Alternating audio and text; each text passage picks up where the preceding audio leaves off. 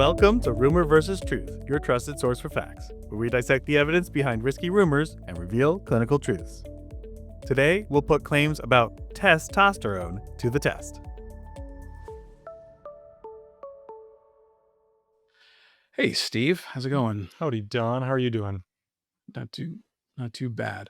So, I was at the store the other day and I saw some of these kind of products that were called testosterone booster supplements. Of course. Obviously, it caught my eye. And let's just say, number one, looks like you've been taking them based off that beard that you have going on right now. This is all And number, natural, Don. okay, sure. Yeah. And number two, I did look at those products and I would say a lot of bold promises there. Yeah, and I'm pretty sure it probably had small print that you need a microscope to read. Definitely. Didn't have it handy with me though. But today we're going to use normal size fonts and actual evidence. And with that, I am Don, the pharmacist. And I'm Steve, the pharmacist. And in this episode, we're going to be looking at claims about testosterone to see if they're really as strong as people think they are. So we know that testosterone replacement has gained a lot of traction over the years. Yep. Ads and commercials for clinics and online pharmacies are making testosterone front and center with people. And now there are all sorts of products, from injections to topicals that can go in from your nostrils to your armpit. Yep, everywhere. And that's totally right. And let's check these claims man to man to see if they're really legit. And stick around, folks, because we have a guest expert that's going to help us flex on a couple claims. And we'll also answer our listener's question about acne antibiotics from our last episode. So, to start off with, Dawn, I feel like a lot of men right now are focusing on their testosterone levels, and guys think that taking testosterone is going to instantly make them into macho men. And that leads us to our first claim here that testosterone should be considered for all men with low testosterone levels or low T, right? And I could see where that comes from because testosterone naturally declines in men with age, especially after hitting the big 3-0, right?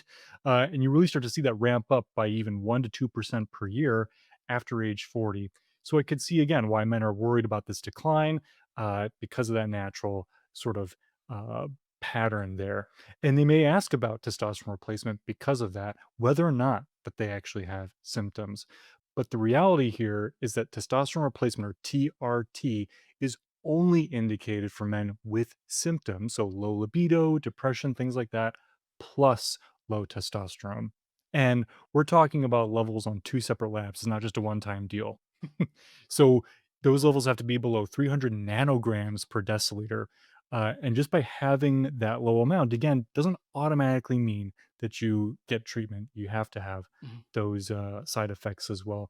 And we also have to have side effects of treatment in mind with TRT, right? Testosterone can cause acne from increased sebum production, gynecomastia, mood changes, fluid retention, you name it.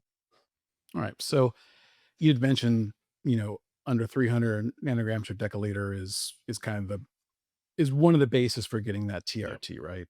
Okay, so let's say a person is actually now on TRT.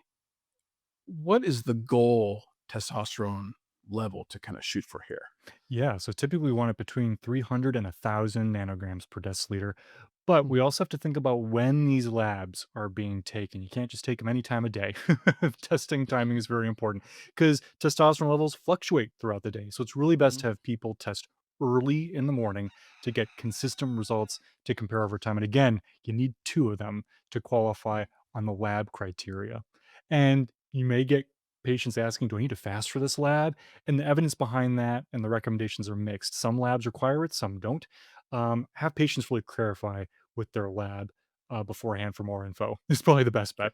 Right. So Good when it points. comes Yeah. absolutely, and when it comes to this claim that testosterone should be considered for all men with low testosterone levels or low T, the verdict is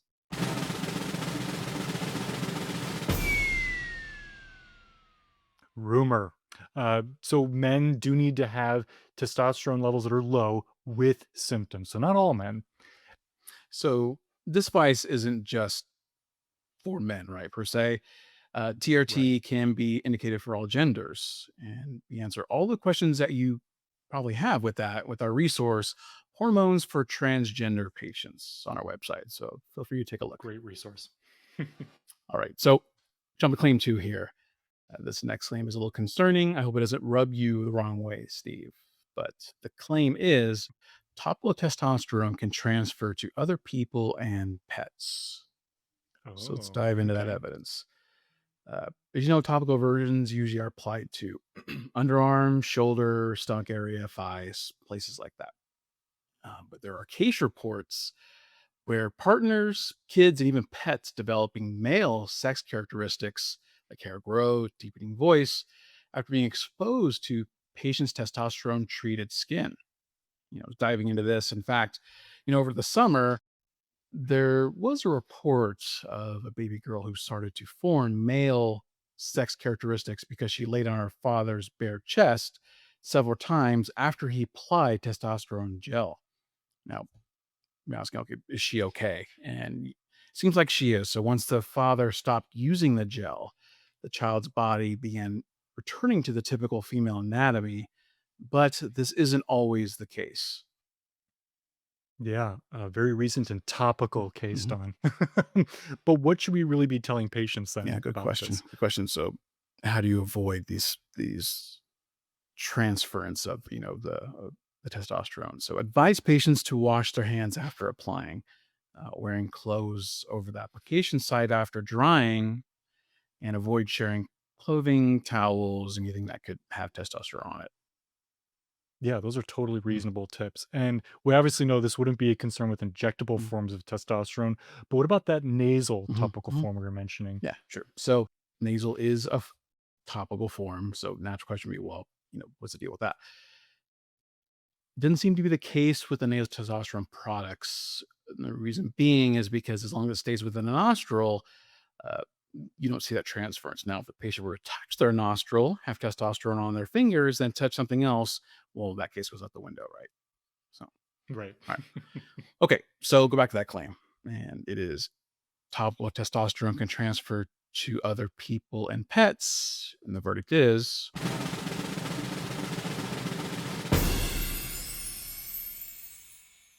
true. Patients need to protect others from exposure after applying TRT. Yeah, great point. And I guess this is a good way to keep people away from you. I just applied my testosterone. Do not touch Mhm. me. And it's also a good chance to point to labels. Another illuminating fact that patients should think about is they need to keep these products away from Mhm. fire and heat sources because some of these topical versions of alcohol that can be flammable. Right. And you do need to allow them to dry Right. first. So keep that in mind, everyone. So don't touch me and get that lighter away from me, right? Those are two kind of things you can Right. say Both. Yeah. with those Hopple versions. Okay. So before we get into our next claim, a quick reminder, if you're enjoying this episode and want to access even more clinical insights, check out Pharmacist Letter, Pharmacy Technician's Letter, and Prescriber Insights. This episode actually has a companion article on all of those sites.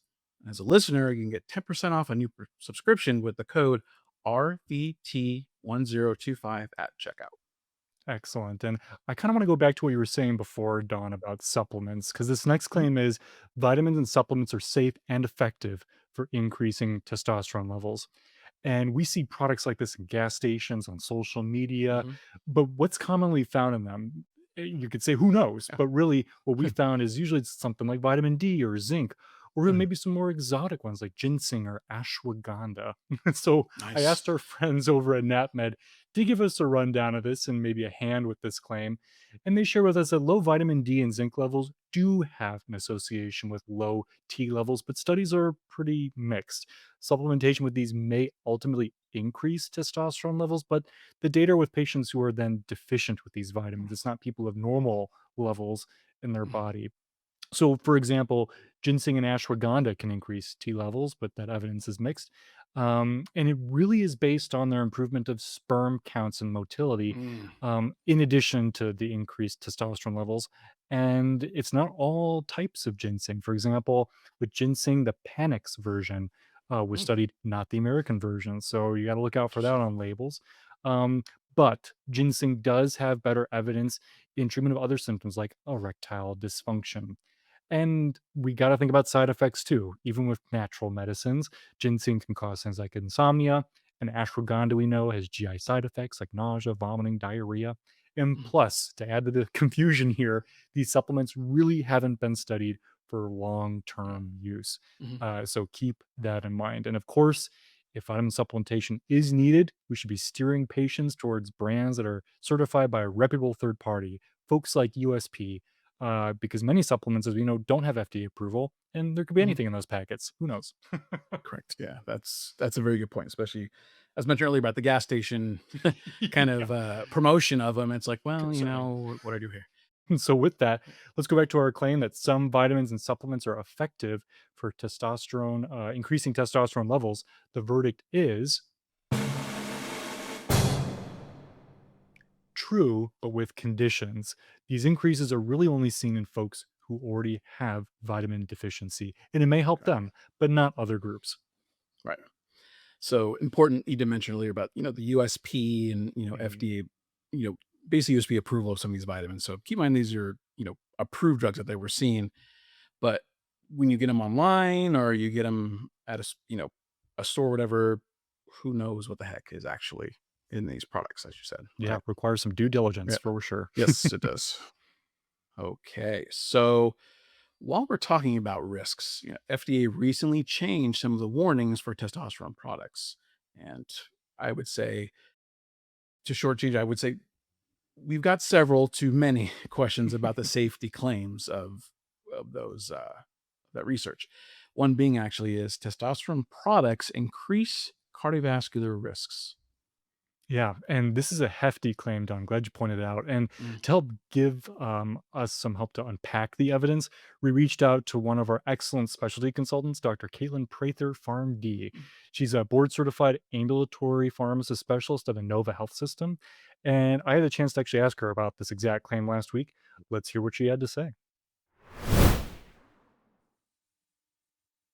Welcome, Dr. Prather. Thank you for joining us. And jumping into this question here, this claim testosterone products increase cardiovascular risks. What's your take on that? What's the evidence behind this?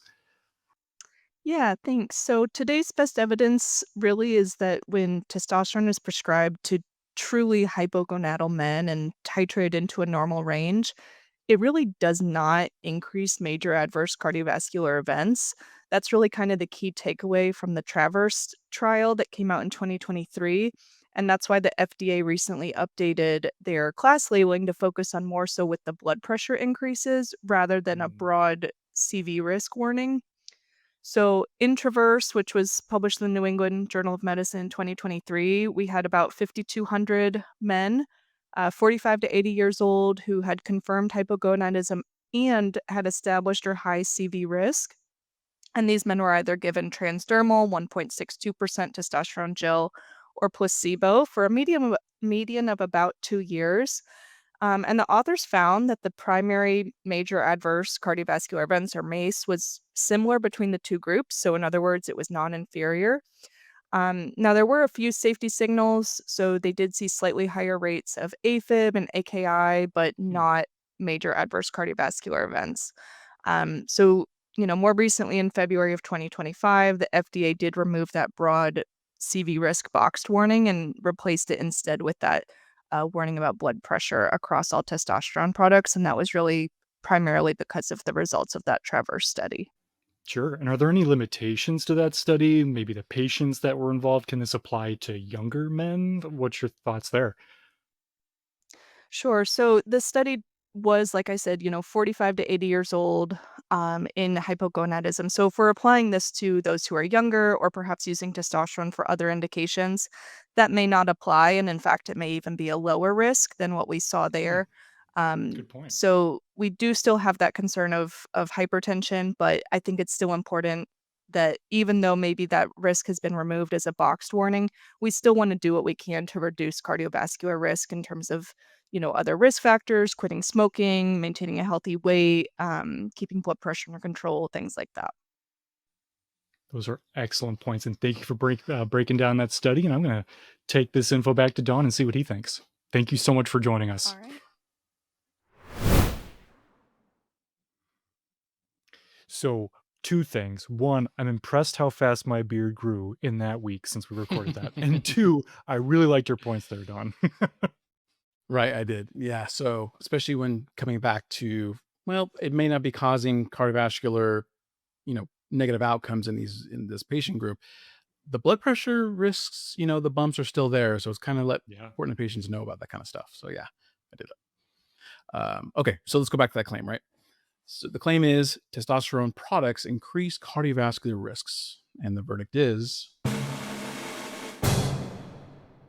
rumor with conditions. Even though box warnings are removed, blood pressure should still be monitored.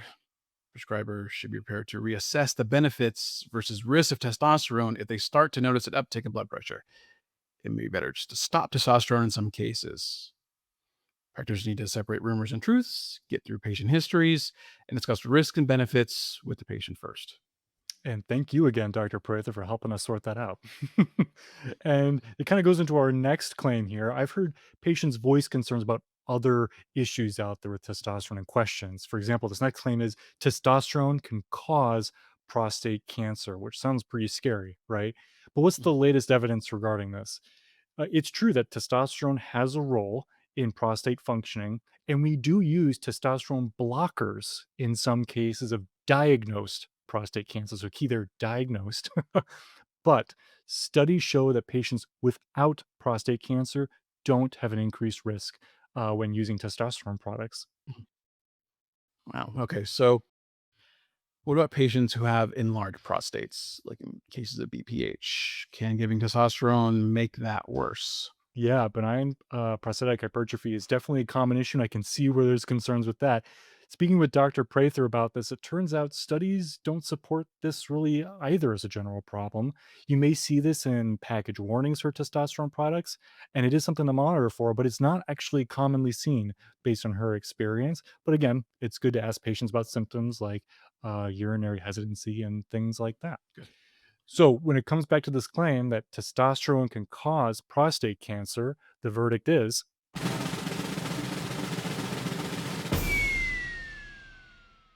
rumor. Studies so far show there isn't a direct link to causing prostate cancer, but it should be avoided in patients with diagnosed prostate cancer. Well, that's a relief, especially since TRT is geared towards older men, right? I Mhm. could definitely see that being a concern. Glad studies show that it really isn't. Yes, finally. And that brings us to our bottom line truth, folks. We should weigh the risks and benefits of testosterone replacement and medication options because every patient is different. And so are obviously testosterone products. And I got to say, Don, for a hormone that focuses on, physical strength, some of these claims were pretty weak. And some patients have high expectations for this med and hopes could be deflated, right? So it's important to treat the patient and not just the testosterone level number. Right. TRT should be reserved for patients with symptoms and address other factors like stress, depression while on TRT. Right. And also remember that testosterone products are a Schedule 3 controlled substance. And Good point. yeah, they have a high likelihood of being misused for other non medical purposes, things like bodybuilding, right? So we have to make sure that our prescriptions are from authorized prescribers based on a legitimate patient provider relationship. And we Mhm. should continue checking states, prescription drug monitoring programs when dispensing. Folks may forget that those products will be listed there too. Yeah, that's a good point. And even if that prescription is legitimate, right? What are some other things that patients should be concerned about with TRT? Yeah. Yeah. Like also have folks monitor for those side effects we mentioned with you, since again, it may outweigh testosterone's benefits. It may not be worth all the emotional changes, acne. My goodness, adolescence was hard enough, and now you're doing it again. And patients may have injection related adverse effects too if you're using those versions, things like pain or infection, even. And pharmacists can be a great resource to teach patients the safest injection technique if that's the Yeah. case. Yeah, that's a good point, Steve. I like that. Um, and speaking of that, it's now time for our audience question from the last episode on managing acne. We can't really get away from those. They pop up all the time, right? So this audience member asked, you talked about oral tetracycline antibiotics for acne being equally effective. And but are the topical versions equally effective as the oral ones? And you know, I love to give cut and dry answers when we can, but this one is not really a cut and dry answer because there's a lot of factors that come into play. Mm. It can come down to like how severe the acne is, where the acne is, what other option the patient can afford. That kind of goes into payer coverage. Gauging to take consistently. Are they going to apply something full body every single day, twice a day, whatever it may be, right? And tolerating medications. So going to the dosage forms, orals are usually safe for moderate to severe acne where topicals don't work, or for the more widespread acne, like on the trunk of the body or like the back, right? Or the top of the back where, maybe hard to apply topicals. Topical minocycline, which you mentioned, it's available in a foam, but it tends to be pretty pricey and not covered by payers at first. Where usually you try other topical antibiotics like clindamycin with benzoyl peroxide first. And the use of both topicals and orals is used fairly commonly as a 1-2 punch against acne on the face and body. Yeah, good answer, Don. And I'm loving these questions from the audience. If you'd like to have your question about this episode answered next month, send us a message. We're looking forward to it. Yeah, it's all we live for, people. So please send them. So we also use your suggestions to plan our episodes. So send us your ideas for rumors and truths to analyze using the Contact Us link at the bottom of your TRC Healthcare homepage, or the Send Us a Text link right from the podcast show notes. Yeah, we'd love to know what you've got in terms of ideas for us to demystify. And a couple more things here. If you liked what you heard on this episode, be our friend. Tell a friend about our show. Be a friend. So, and also a quick reminder for our special 10% discount we mentioned earlier. Just use the code RVT1025 when you check out. And if you're a student, even better. Students can access a free version of Pharmacist letter. And, see, we were students at one point. Anything is free, it's me, right? Yep, I'll even take free stuff now. I think that's great. And we've got links in the show notes that take you directly to the right places to take advantage of these awesome deals. So go check them out. And if you aren't already a subscriber, don't miss on these resources. Sign up today to stay ahead with trusted insights and tools. And join us next time where we'll take a bite out of the claims about medications and dental health. I'll try to put a smile on for it, Don. And thanks for joining us on Rumor versus Truth, your trusted resource for facts, where we dissect the evidence behind risky rumors and reveal clinical truths. See you next time.